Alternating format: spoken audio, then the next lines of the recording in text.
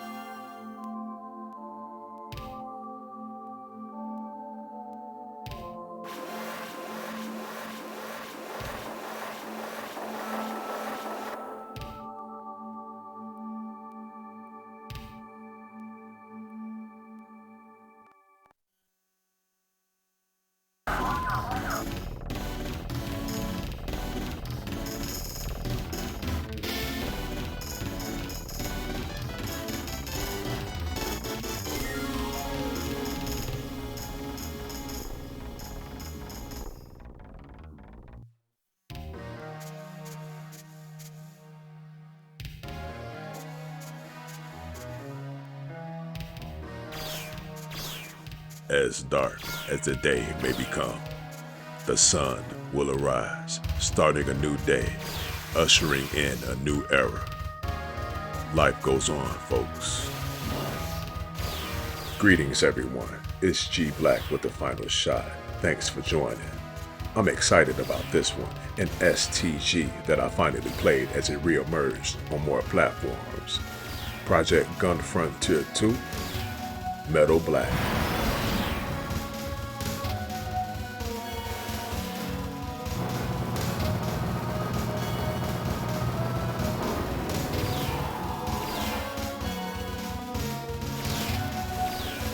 Metal Blak and Gun Frontier, two distinctively different STGs. They share the same developer, distinctive styles and presentation, and the difficulty that challenge even the most proficient of STG enthusiasts. So, if you haven't already, following this video, I encourage you to check out the Final Shots Gun Frontier video, concurrently released with this one, as my cohort EX Master gets in depth on what makes the original Gun Frontier such a solid STG, followed by a 1cc. Check it out.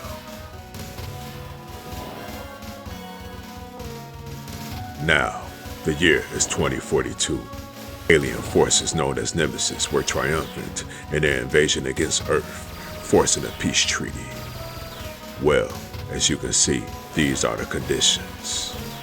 Now, with the Black Fly technology, the protagonist, an isolated warrior, is rumored to have stolen the spacecraft, going completely rogue and initiating a one-man's war. First up, apartheid. The molecular-shaped power-ups you see floating about, those are called new alones. Both the Black Fly and Nemesis collect strengthening their shot to do this. The beam duel.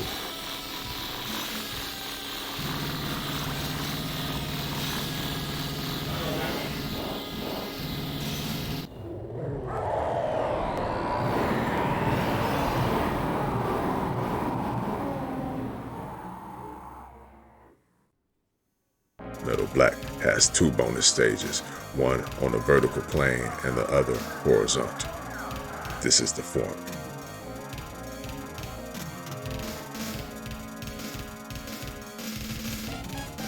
The destination is somewhere near Jupiter, since that's the direction the meteorites came from prior to the invasion. The booster that was just deployed helped launch the Blak fly into outer space.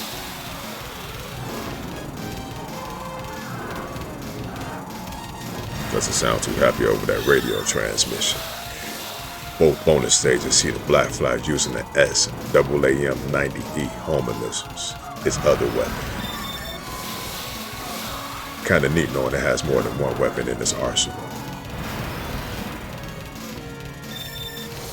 Intriguing that both Earth's forces and Nemesis forces have an all-out assault against one pilot. The galaxy's most wanted.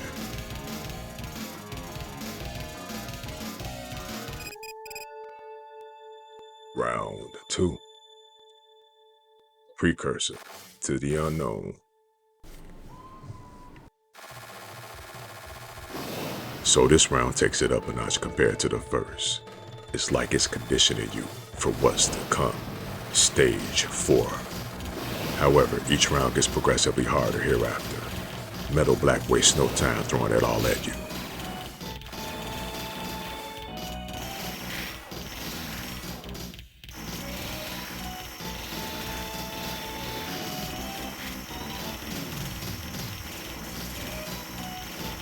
Let's talk about the spacecraft, the CF-345 Blak fly. What it lacks in mobility, it makes up in its firepower. I got some classified intel for you. There's a special version of the Blak fly that's capable of boosting its speed, giving it the much needed speed it lacks. This will make an already powerful ship even more formidable. Touch on that more a little later in the playthrough.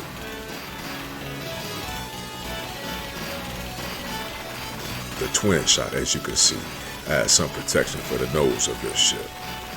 Not enough to absorb normal enemy fire, but enough as a defensive mechanic. Also, it should be noted that the twin shot damage output peaks at level 3. Levels above 3 weakens, but widens your twin shot, leading me to use anything above 3 as a defensive tactic, or to build my bomb. You may also notice me using a counter-offensive technique called scraping, where I use one of the twin shots to do damage either below or above its line of fire. Now the screen clearing bond that you will see me use here shortly becomes available when you exceed beam level 5. When triggered, it instantly cancels enemy fire. Works well during close calls or trouble sections. You can also hold down the fire button, giving you the more concentrated beam shot. And these missiles you see are Earth's forces' last attempt to thwart our plan, I suppose. It's like a visual metaphor, expressing mankind's desperation. And that's a peculiar looking moon in the background. Notice how it changed colors moments ago.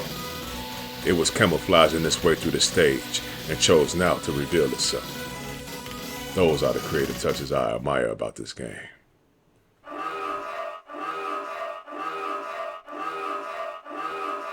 Dual moons.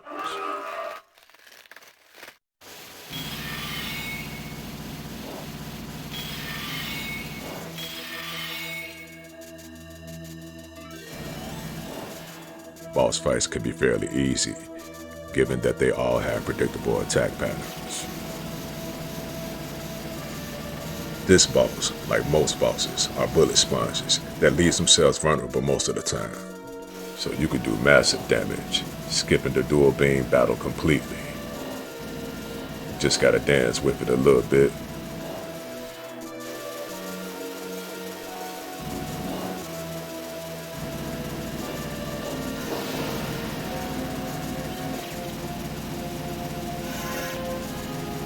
Obviously, you could tell how weakened the boss is based on its color. Surprised it doesn't go into a berserk mode.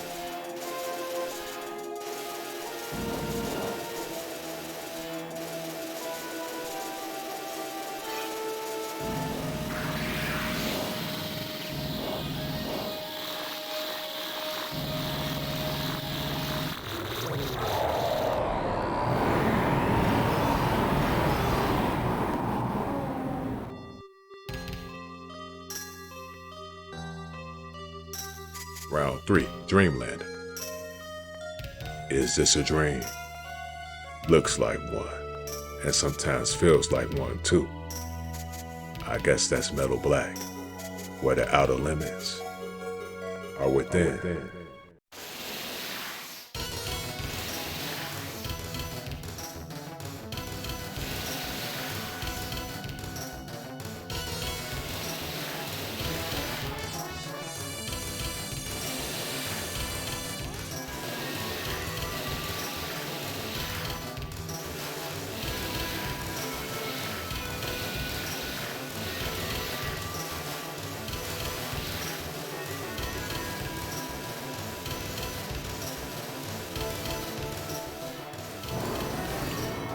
Take it a little moment to appreciate the artistic beauty. We got Zoom Tata on the track, Taito's in-house band, always bringing the heat for our gaming pleasure.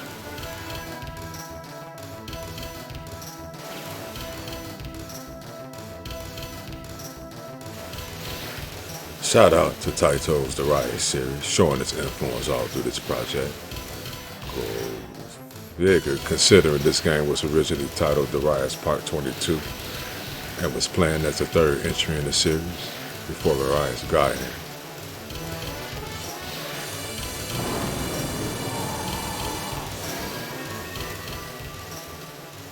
Taito rejected Metal Blak as part of the Riot series because of this dark storyline and atmosphere. The company did not want to scrap the project completely though, putting it in the hands of the Gun Frontier team, where it inherited the title, Project Gun Frontier 2, as a planned sequel to the original. Well, you see how that turned out. For the better.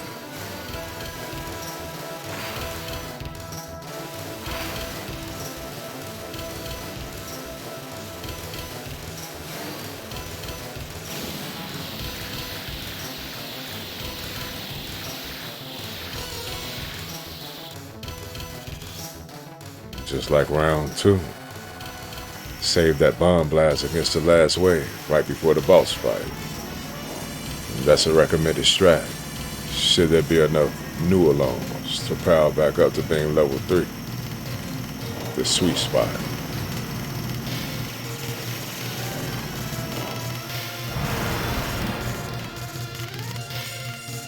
The boss hall, day out, and Gishin resembles a dung beetle and a now extinct animal called the Obabenia.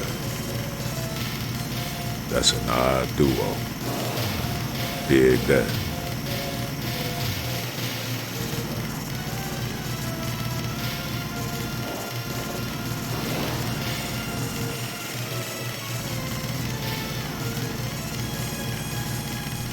Using dung to get the job done, like fertilizer. What type of is that? Anyway, it wasn't hard finding this boss's weakness.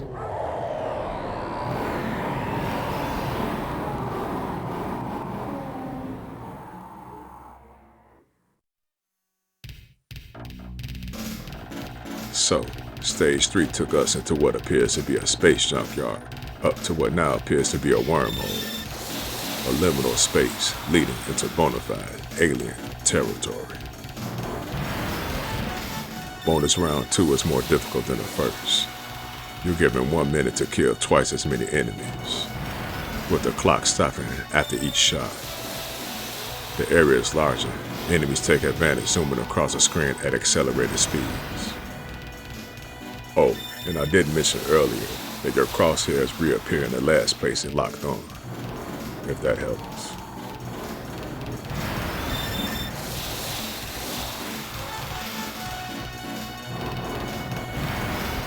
I like bonus rounds that serves its purpose of rewarding you handsomely.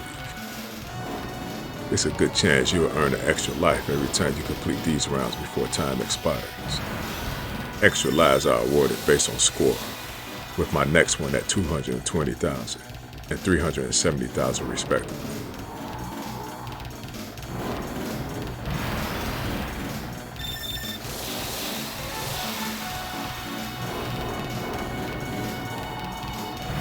Bonus stages are always welcome. It's a change of pace that's brief, and it's a good time to refresh before the next level's onslaught. These quasi-3D effects looks cheap, but it's creative, which eluded me to believe this game would have worked well on a Nintendo 3DS. It's always good to see a bonus round on any game genre.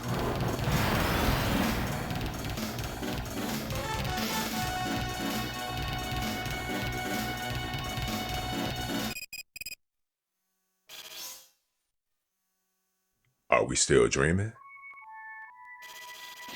If so, time to wake up. It gets real from here on. Things can turn for the worse if you don't shoot first. Enemy fire can fill the screen quickly, aiming directly at you or your anticipated position. The bubbles you see throughout the stage blocks your shot and reduces your speed.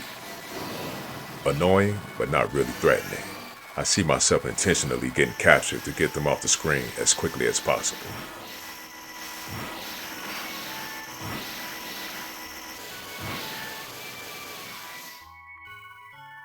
To all the Final Shot viewers that made it this far with me, I said it gets real, and so do I. First, the Final Shot would like to thank all that support the channel, our subscribers and the viewers.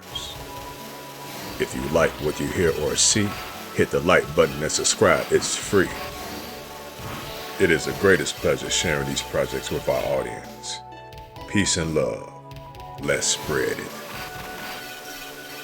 Alright, let me just say this. At some point in round 3, I felt a surge, like I personally consumed a new alone, nootropics or something. Needless to say, I was more than confident that this 1cc was going to happen on this playthrough.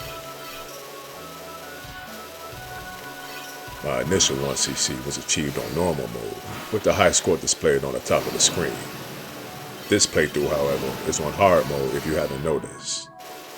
By this time, I have most enemy patterns and spawn locations memorized, in which I feel is inevitable if you're shooting for a 1cc or better. Enemies fire more bullets that seemingly move faster. That's the only notable change I detected between difficulties. Could be more. This game also has a rank system that's very subtle. It's based on survivability. The longer you survive, the harder things become. I just thought I'd add that.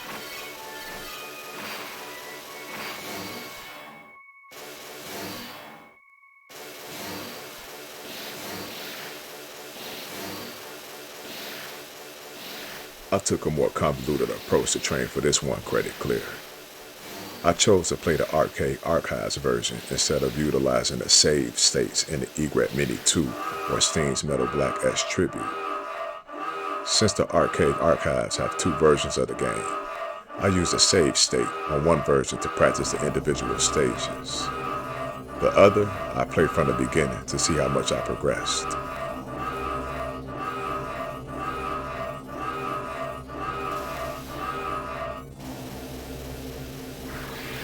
More trippy backgrounds. This is what Polybius must have felt like.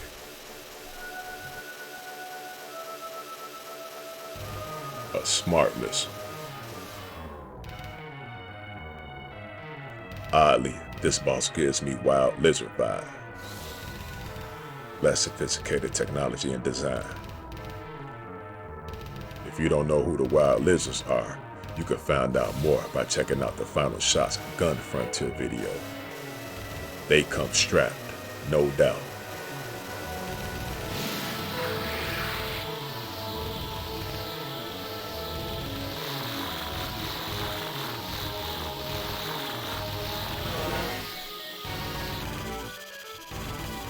Another boss you could defeat quite fast and easy. The first dual attack we just had is usually its trickiest. Depending on how you use your super beam, you could defeat this boss in 1 or 2 revolutions.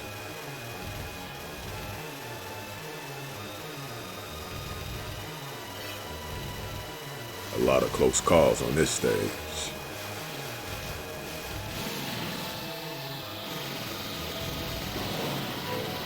Boss name, Amazo, predecessor to Titanic Lands. From Zone M, Darius, Guided.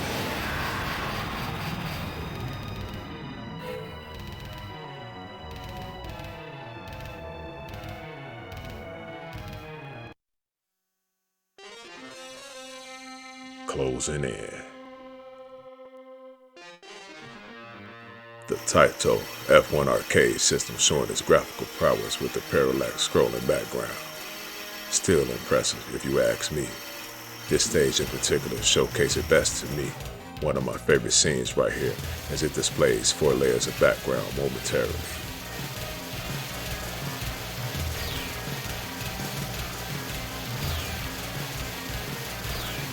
So the visuals is one of the pros of Metal Blak. It was the only thing I was able to go by, having never played the game at the time. But thanks to the Egret Mini 2, I was reminded of its existence.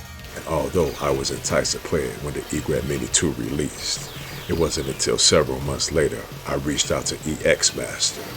And I was like, EX, you know what? And it took no time for EX to read my mind. Fast forward. We got the final shots of Gun Frontier at Metal Blak in this thing.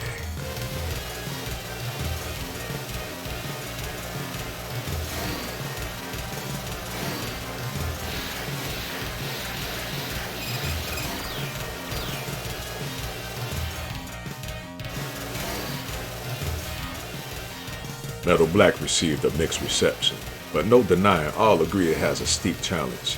It's originally an arcade game, so that's expected. However, generous proportions of forgiveness are present, starting with your ship keeping its same firepower level when you lose a life. Your beam level resets back to level 1 when you use a continue or your super beam. You also have opportunities to use your screen clearing bombs more frequently throughout the game because new alones are usually always present, allowing you to level back up in a matter of seconds.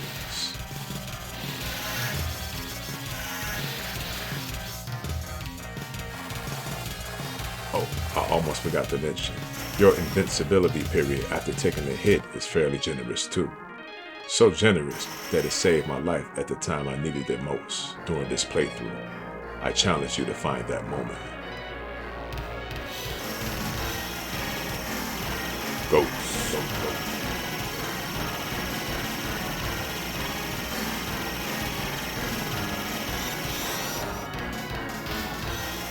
Current location, unknown.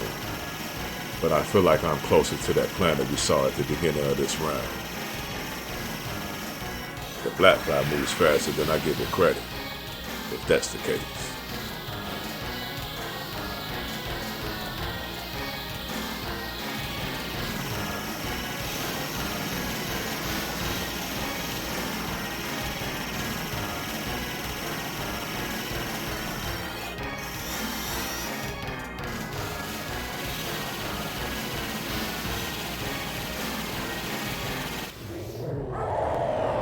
Easily executed. Easily executed.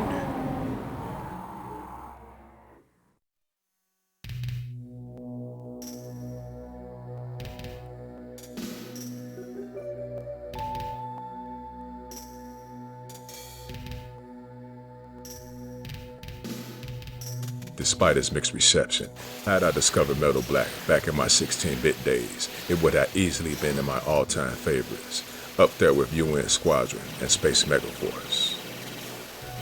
Its clear-cut gameplay and inauspicious vibe is my cup of tea.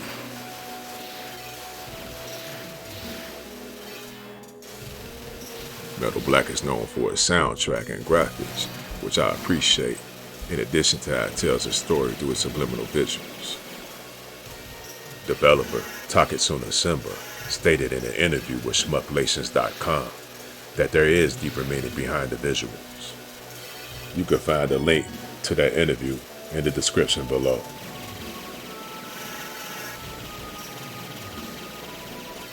I also appreciate how smooth the game flows. Hard to stop playing once you start.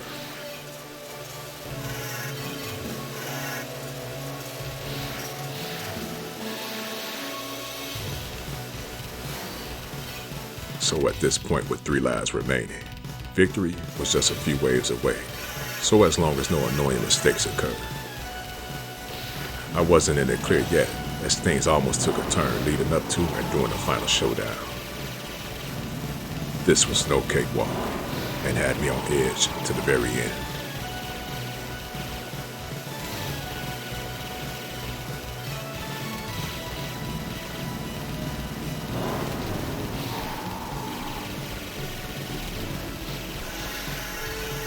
Metal Blak also has an ultra-rare arcade version known as the Tarabar Edition. Named after one of the programmers, this version has 3 stages, with stage 2 being completely new. Additionally, in the Tarabar Edition, the Blak Fly is capable of increasing its speed by collecting power-ups. Metal Blak has a 4-part manga that details its backstory. My research efforts uncovered some things I'd like to share before we conclude. First, Metal Blak is an acronym that stands for Military Force Total War for Absolute Liberty Beam Lesson Aircraft Carrier Kill-Off. Protagonist did not reinitiate Project Metal Blak through his own volition. He was brainwashed. He was used as a guinea pig to test the CF Blak Fly, using this mission as the training ground.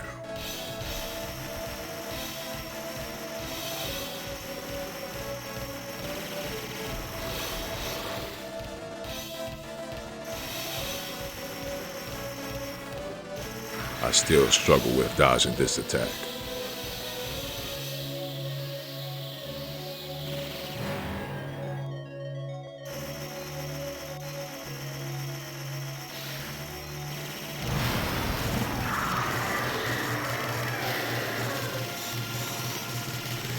As you probably already know, there are 2 endings. One if you complete the game, and the other if you fail to continue on this last stage. The bad ending appears more hopeful until you realize it was bad intel. The good ending, while intentionally confusing, appears to usher in that new era.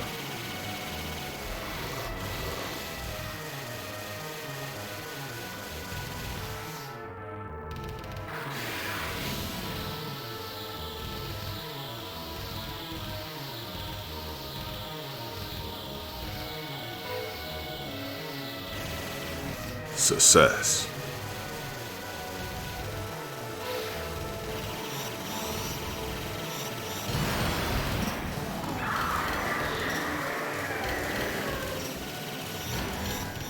Fail.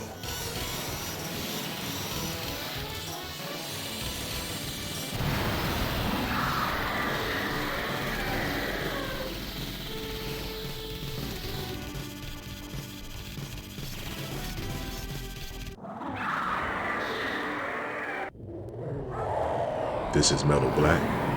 The spacecraft is the CF-345 Blak Fly, and I'm your pilot, Gigantic Blak, signing off.